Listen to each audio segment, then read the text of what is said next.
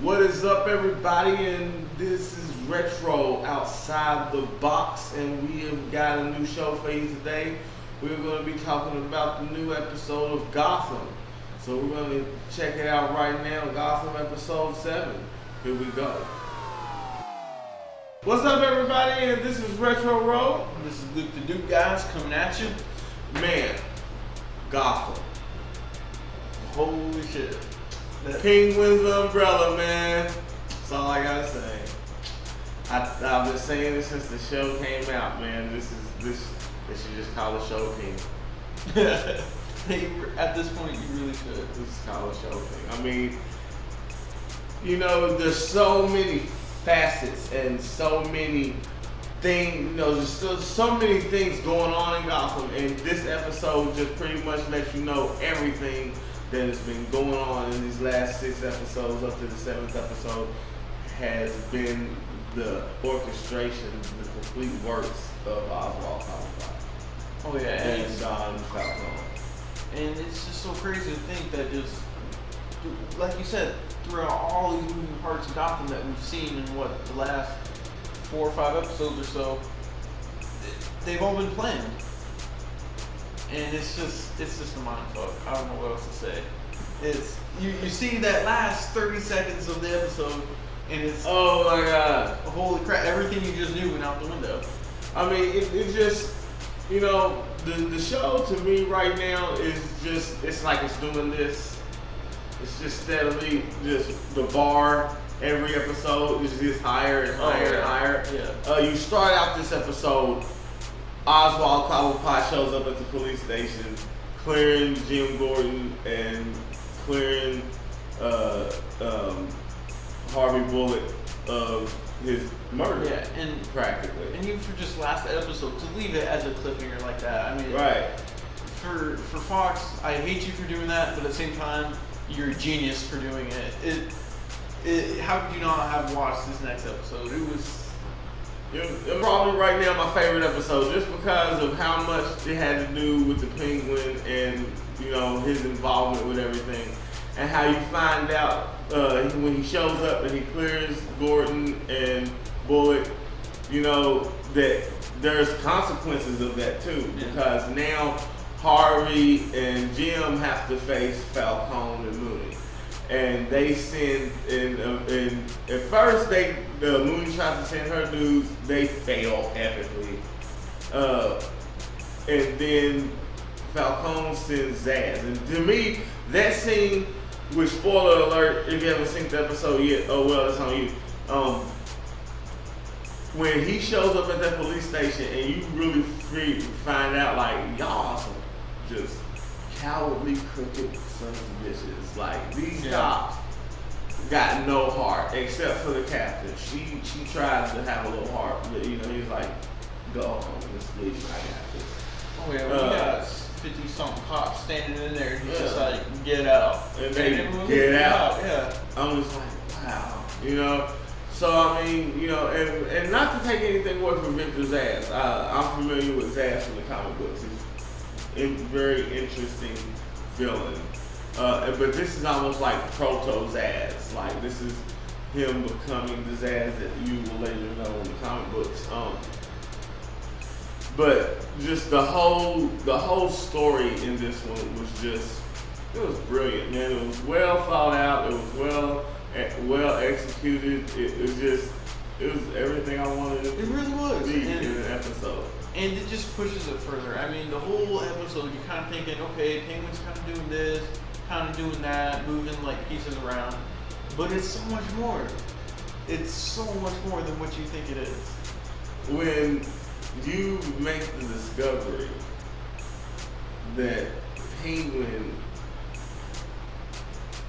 has actually forced, like, he really, it's not even that he planned it. It was almost like he foresaw all this stuff happening.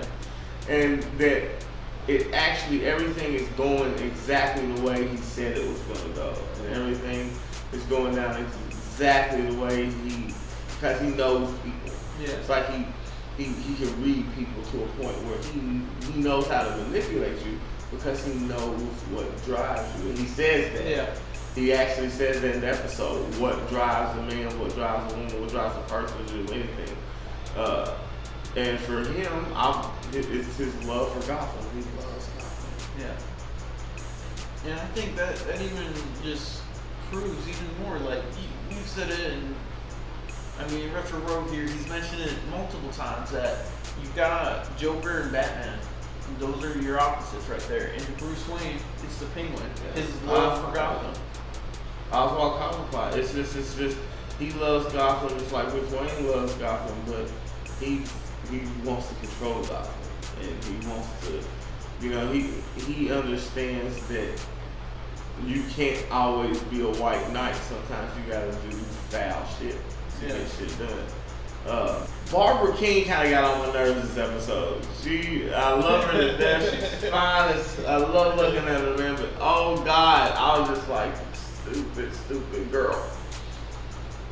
She gets held hostage. He has to shoot people to get her out of that situation. He tells her to leave until the shit blows over. And her dumb ass not only comes back, but she goes to the fucking source of the problem. She goes to the dude who sent the dude, the kid that was holding her hostage. She's like, wow. Yeah, that was just like, how did she think of okay, you're right. Let's just let Jim off the hook. Alright, I don't understand. Which he does. Yeah. But it's not because of her. No. So I don't know where her brain was in that. Yeah, stick to just being a pretty face. We love you on the show because you're beautiful. Not because you fix things. Yeah. But you do not solve problems, baby girl. You don't. It's not what you do. Honorable mention is Alfred. Oh my God. This episode. Oh my God, Alfred, man. Damn. Alfred is a BA. Like, he's an official badass. Like, he takes Alan and yokes him up like a little girl. This is like, just slams his face against the glass. It was almost embarrassing. It really was. But then, and we was discussing it, and I feel like sometimes there's scenes in all the Gotham episodes. I feel like there's scenes with Bruce, like, that don't need to be in there. I think they only put them in there so you know that, hey, Bruce Wayne's in this show. For the few, like, where you're still looking for Batman for some reason. Yeah, and it's not Batman's story. It's Gotham. It's about Gotham. It's about Jim Gordon. It's proto Batman. Yeah, where even Bruce Wayne, like, he's a kid. Like, take aside Superman. He's a background character. In this show, he should be a background character. And I feel like that they go out of their way to try to include him in every episode. Yeah. And I'm like, there's going to be stuff that's going to pop up in Gotham that Harvey and Jim's going to have to deal with that's not going to have anything to do with Bruce and his parents getting killed. Yeah, and I think this would have been a really great episode, like a real milestone, a big stepping stone for the show if they didn't show him in there. Because the whole premise of this episode really had nothing to do with and if they really did cut out that scene, it would have been a stepping stone, I think, to show the audience, hey, you know what, Bruce wasn't in this episode. This isn't a Batman TV show.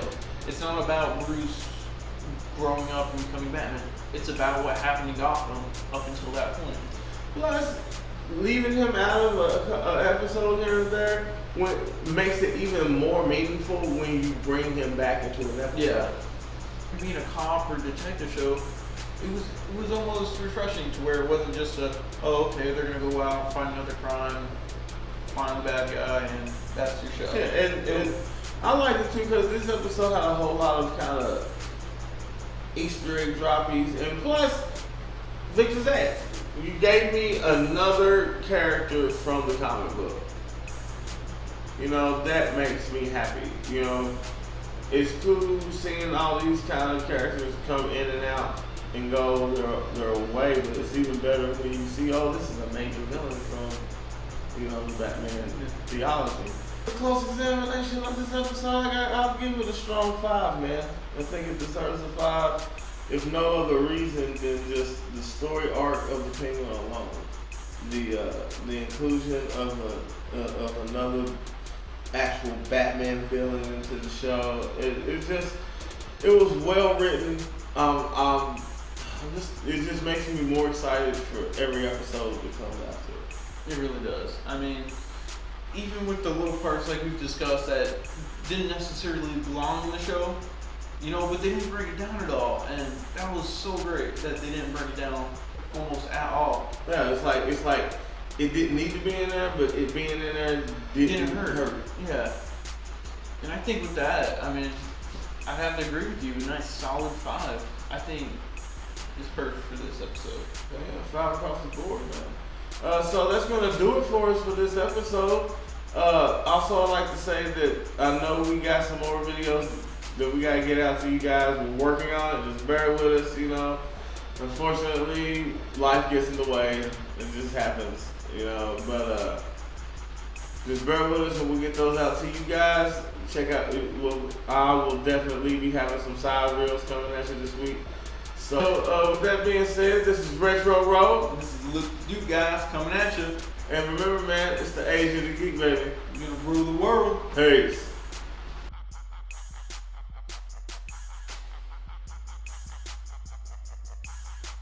Check out. I will definitely be having some side reels coming at you this week. So with that being said, remember, it's the age of the geek.